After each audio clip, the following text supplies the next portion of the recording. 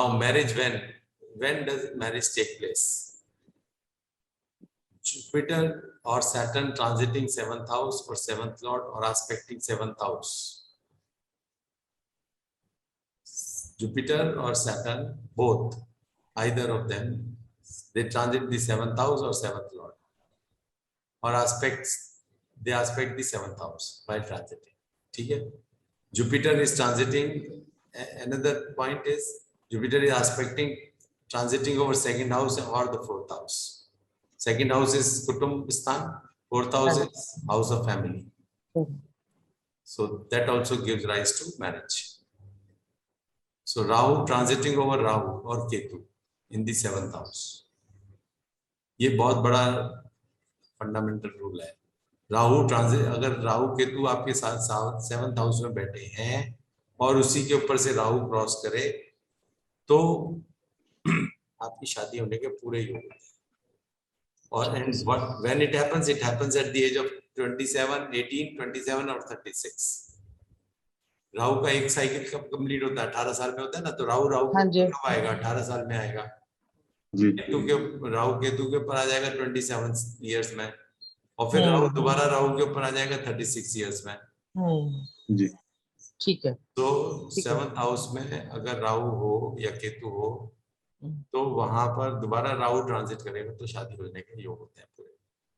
ठीक है sir. Similarly, the same transit impact on above mentioned planets and houses from moon sign is equally beneficial. Moon sign से 7th house में हो जाए वो भी अच्छा करवा देते हैं शादी. मून साइन का काफी रोल है, मून हॉरोस्कोप का काफी रोल है. फिर दशा, अंतरदशा ऑफ 7th लॉर्ड और planets in the 7th house. Sir एक मून साइन का भी आप ट्रांजिट थोड़ा सा बता दीजिएगा एग्जांपल के तौर पे. हाँ, अगर पॉसिबल हो तो.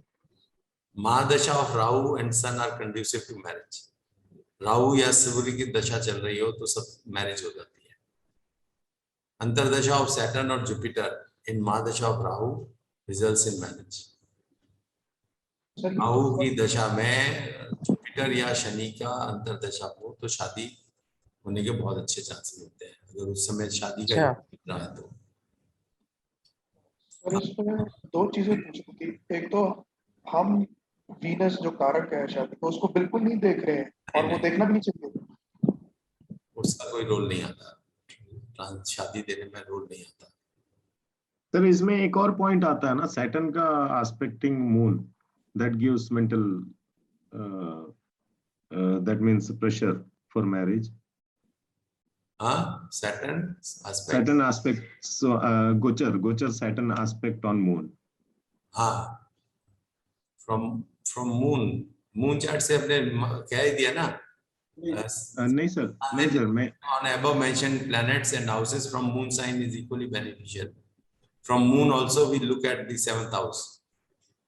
Jupiter or Saturn transit over the 7th house. We look at that also. नहीं सर, एक चीज ये पढ़ा था कि जो ये सैटर्न का गोचर में ट्रांजिट में जो है aspect on natal moon basically. Natal moon पर एस्पेक्ट नहीं ऐसा नहीं है. सर ये जो फर्स्ट पॉइंट है 7th हाउस का एस्पेक्ट पड़ जाएगा वो बात अलग है. जी 7th हाउस से क्रॉस करेगा तो वो अलग बात है. फिर तो सर ये जो फर्स्ट पॉइंट था लास्ट में, इसमें दोनों जुपिटर सैटर्न होना चाहिए या इधर जुपिटर और सैटर्न? आइदर. ओके, मतलब जुपिटर अगर एस्पेक्ट कर रहा है साउथ हाउस को, सैटर्न नहीं कर रहा तब भी हो सकता है. हाँ, दोनों मेजर प्लैनेट्स हैं, दोनों शादी दे सकते हैं.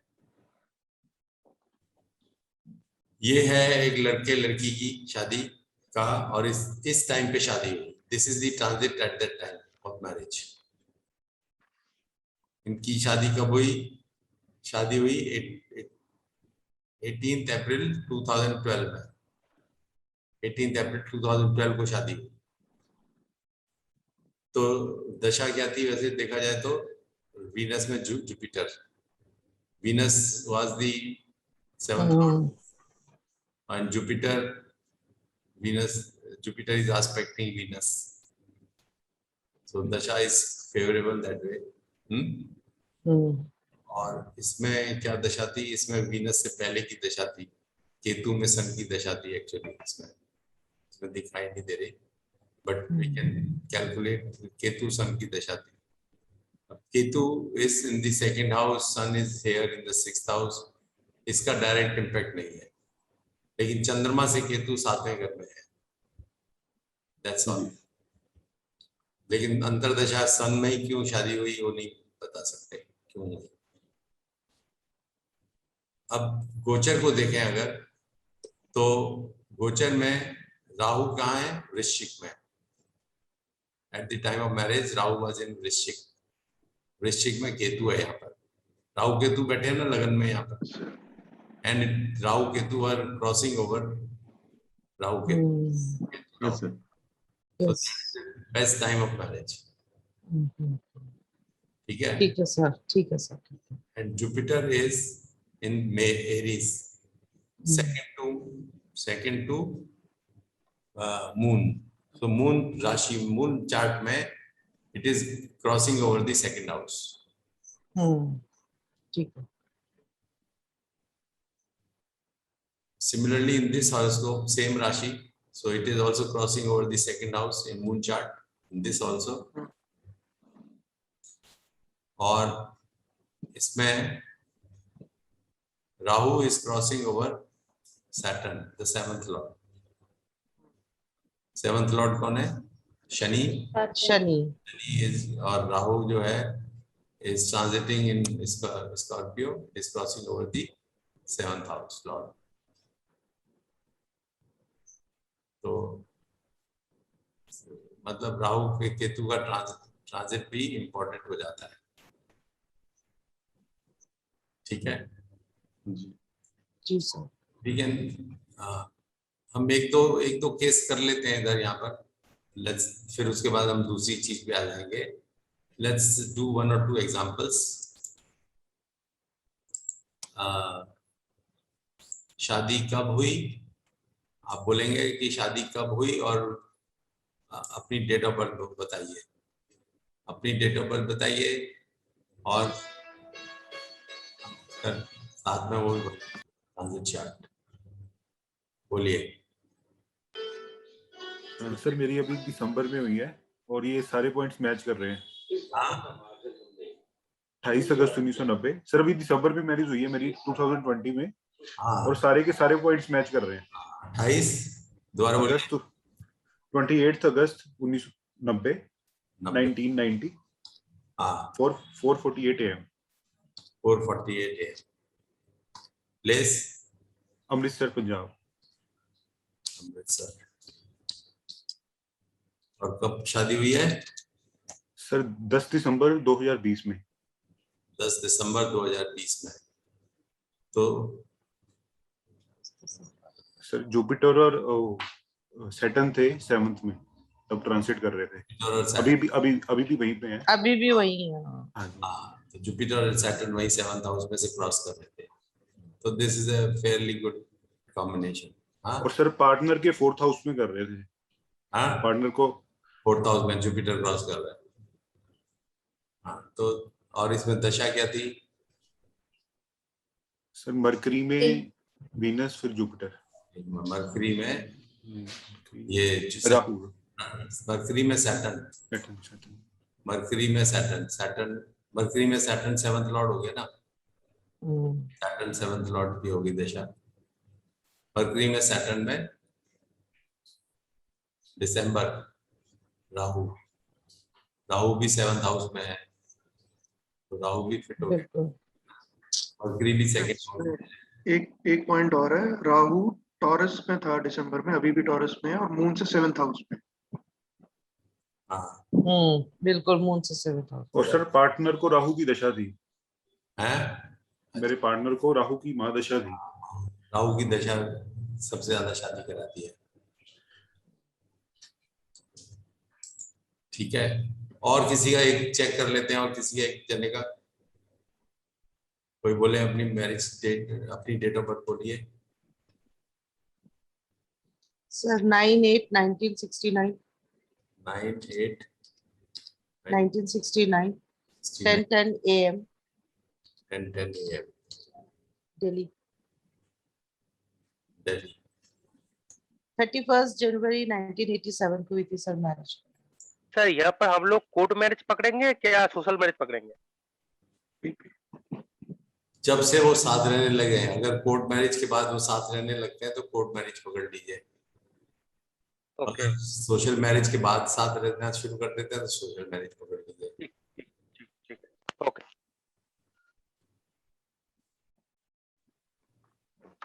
जब बृहस्पति की महादशा थी शादी करें। कब शादी हुई थी? 31st January 1987। 31 जनवरी 87। जी और टाइम टाइम तो चलिए कोई बात नहीं। हाँ सर। तो हम यहाँ पे दोनों हॉरोस्कोप देख लेते हैं। ये आपका खुद का हॉरोस्कोप हो गया, ये हॉरोस्कोप हो गया। शनि 8 में जा रहा है, गुरु 11 में जा रहा है। गुरु 11 नंबर साइन में जा रहा है, शनि 8 में जा रहा है, और हाँ राहु 12 नंबर में। राहु केतु जो है गोचर कर रहे हैं आपके 7th हाउस इधर से। 7th हाउस, जी बिल्कुल। तो इसलिए वो टाइम शादी का हुआ। तो टाइम हो ही जाता है ना राहु केतु का। जी जी जी। और 6th हाउस से, 6th हाउस जी 6। कॉम्बिनेशन बना जुपिटर खास। बिल्कुल सर। शनि वृश्चिक से कर, शनि वृश्चिक में है, चंद्रमा से भी 6th हाउस है, चंद्रमा से भी 6th है, और नहीं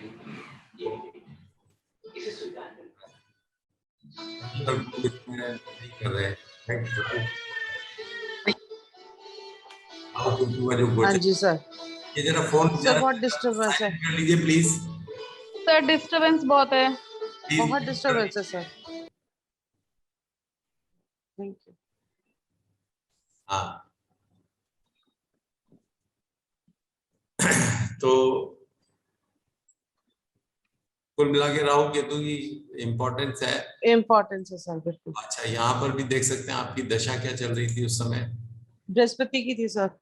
हाँ, तो बृहस्पति इन ईयर 87, 31 जनवरी 87 को जी शनि की दशा थी।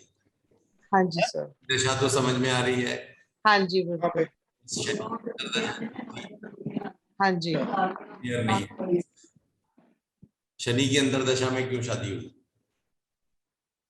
शनि की, क्योंकि सर अगर हम देखें तो शनि सर गोचर में डायरेक्ट एस्पेक्ट कर रहा है। हैं? शनि की अंतर दशा में क्यों शादी हुई? शनि की अंतर दशा में क्यों शादी हुई? शनि का कोई रोल नहीं आ रहा। शनि तो अष्टम तो भाव सर फिर ये राहु केतु की ही वजह से, राहु का जो ट्रांजिट है। राहु केतु का गोचर ही काम कर रहा है। यहाँ हाँ, पे या दशा नहीं कर रही है। गोचर ज्यादा इफेक्टिव रहता है दशा से। दशा तो कई बार नहीं काम करती है। जी वो वाली दशा काम कर जाती है जिसमें नहीं होनी चाहिए शादी। अब 8th हाउस में बैठा है शनि, तो शादी क्यों देना चाहिए इसको? हाँ सही बात है sir. Sir other way around ठीक रहेगा कि जैसे अगर दशा बोल रही है शादी का और ट्रांजिट नहीं बोल रहा है तो फिर नहीं होगी, मतलब ट्रांजिट का होना जरूरी है। ट्रांजिट का होना जरूरी है। अगर दशा बोल रही है और गोचर नहीं बोल रहा है तो नहीं होगी शादी। लेकिन दशा बोल रही है तो, और गोचर नहीं, दशा गोचर बोल रहा है और दशा नहीं बोल रही है तो शादी हो सकती है। Okay sir. अच्छा ठीक है सर। ठीक है sir. Okay, so thank you that's sir.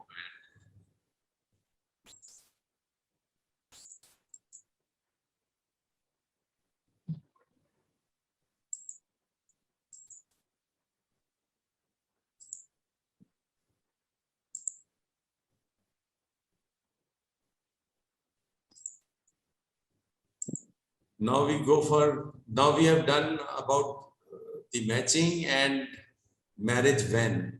These two questions we have done. Okay. Now, what kind of boy or girl we will get? That those questions we will try to solve. Now, if you have to find out the personality of the boy or the girl, then you have to look at Jupiter, Moon, Venus. The benefic planets should be connected to the seventh house. The personality, the beauty will be there. Jupiter, Moon, and Venus, all the three give beauty. If they are connected to the seventh house, you get a beautiful wife or a handsome husband. Moon in own sign or exalted in seventh. Moon, okay? Moon means in moon is very powerful and good in the seventh house, and seventh lord is connected to Venus. So this is what personality. Sir, if moon is aspecting its own sign, then Then also it is, if it is aspecting, it will come in under first category, that it is Okay. connected to the seventh house. okay. Sir वैसे ये first point जो moon का है, second point वो first में ही आ जाएगा in fact. Second point भी first में ही है, लेकिन फिर भी ये क्योंकि ओन साइन और एक्सॉल्टेड हो तो थोड़ा एक्स्ट्रा हो. जब मून वैसे अगर रिफ्लेक्टेड हो सेवंथ हाउस में. एक बात और बता दूं, मून जो है ना आपको फीचर्स तो बहुत शार्प दे देता है, लेकिन कलर उतना अच्छा नहीं देता. कलर में जो है वो सांवला रंग दे देता है. कृष्ण जी भी जो है उनका चंद्रमा जो है उच्चिका था लगन में. सांवले लगते हैं. सुंदर तो बहुत थे लेकिन थे सांवले. तो ऐसे ही जो मून है सेवंथ हाउस में एक्सॉल्टेड मून पड़ा हो तो वाइफ होगी या हस्बैंड होंगे, लेकिन कलर सांवला होगा. तो फेयर के लिए जुपिटर या वीनस चलेगा. फेयरनेस के लिए वीनस जुपिटर. सैटर्न बहुत फेयर कलर देता है, बहुत ही एकदम फेयर कलर देता है सैटर्न. वैसे काला रंग कहा गया ना शनि का, लेकिन सेवंथ लॉर्ड का मालिक हो या और उसमें चंद्रमा हो सर, तो फिर स्पाउस से कनेक्शन हो तो वो पूरी मतलब फेयर कलर्ड स्पाउस देगा. सर बिल्कुल सही बताया. यस सर, बिल्कुल करेक्ट है. बिल्कुल करेक्ट, राइट. सर मेरे हस्बैंड का सैटर्न में मतलब मकर राशि के अंदर में चंद्रमा है, और मेरा कलर ठीक है, उनका रंग सांवला है.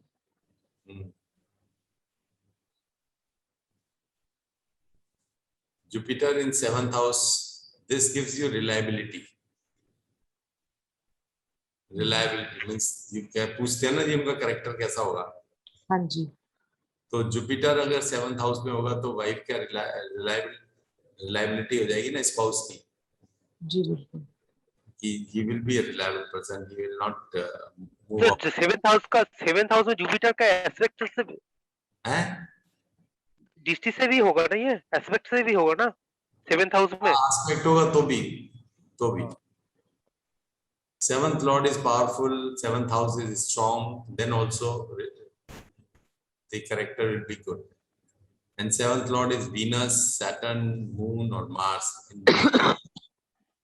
Seventh lord Venus है and it is in relation with Saturn. Seventh lord is Saturn and in relation with Venus. Or seventh lord is Mars in relation with seventh lord is Moon in relation to Mars, or seventh lord is Mars in relation to Moon. Then the character will be unreliable. मतलब कि वैसे भी देखना हो ना जन्मपत्री में कि ये आदमी खुद रिलायबल है कि नहीं है, उसके लिए आप शनि वीनस का कनेक्शन देखते हैं और चंद्र और मंगल का कनेक्शन देखते हैं. अगर चंद्र मंगल का कनेक्शन हो या शनि शुक्र का कनेक्शन हो तो रिलायबिलिटी में थोड़ा सा कमी आ जाती है. शादी से रिलेटेड. हाँ, सर ये सब भी हम चलित में देखेंगे ना? चलित में देखें तो चलित मतलब कि क्लोजनेस देखनी चाहिए डिग्री वाइज। कई बार ओके चलित से भी नहीं समझ में आता है, तो डिग्री वाइज देखेंगे तो समझ में आ जाएगा। ओके सर, तो 5 डिग्रीज तक का ही देखेंगे या 10 डिग्री? 5 डिग्रीज 7 डिग्रीज हो तो it is strong conjunction. Okay sir.